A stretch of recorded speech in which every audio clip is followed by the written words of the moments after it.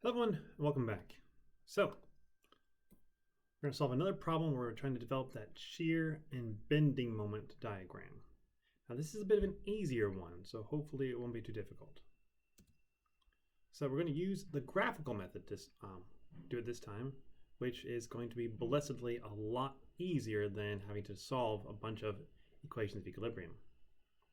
So all we'll need to solve for is these initial reaction forces.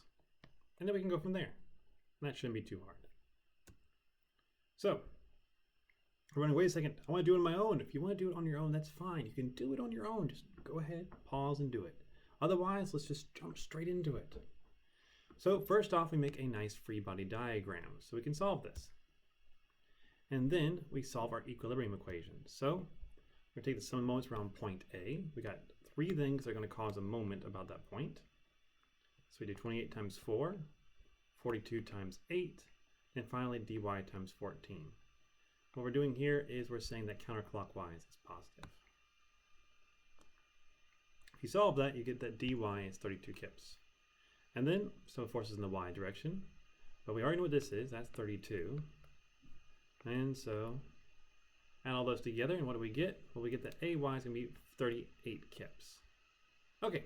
Not too bad, not too terrible. That was pretty simple. Now, what does the graphical method tell us? Well, what it's going to tell us is the following. We start at 0. We always do. I'm actually going to do the shear force before I show it to you because it's just going to pop straight up there. What we do here is we're going to start at 0, so I'm at 0, and then also more or less at 0, but we're going to say this like infinitely small right in front of it. We jump up 38. So I go up to 38. Okay. And I go across until I reach another force or some other load, so it's going to change this. Now this is my shear force diagram. So this will be 4 feet. And I go down 28. Okay, so I go down 28. I'm now at 10. And I keep on going until I hit something else. If nothing's there, it doesn't change. And I go another 4 feet, and then I go down 42. So I'm at 10, I go down here, I'm now at negative 32. Okay. And I go all the way to the end, and I don't even have to worry about what the number is because I reach the end and I have to jump back up to 0. So here is my shear force diagram. And interestingly enough, my bending moment diagram will be its slope will be equal to this. So I start at 0, I increase because it's positive, and I'll have a slope of 38, and I'll have a very small slope here, and I'll have a negative slope all the way down to the bottom. And if I want to, I can figure out those exact values by integrating. Okay. So 38, fantastic. 10, fantastic. Negative 32, also good. Now, how did I figure out these values? Well, remember this is going to be an integral.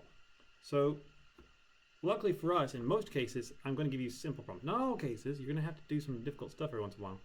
But it's going to be like boxes and triangles. So right here, that's the area that will give me this point right here. It's the difference between this point and this point.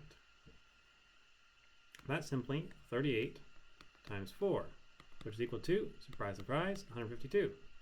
If I want the difference between this point and this point, I need this area, which is even easier. It's just 10 times 4, which is equal to 40. So it's not that bad. You could do this for any point you need to. And sometimes you'll hit these, and other times, oh, terror of terrors, you'll see this. But usually you only see that for your moment diagram. And hopefully I won't give you too many problems like that. I will sometimes. You have to do integrals, real integrals. But a lot of times you can get off with just doing nice little boxes and triangles.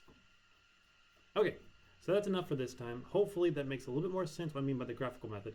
But if it doesn't, we got 2 more whole examples to do. So you'll get this, okay?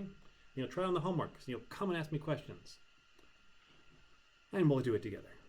So, thank you. Thank you for your hard work, and I'll see you all next time. Bye-bye.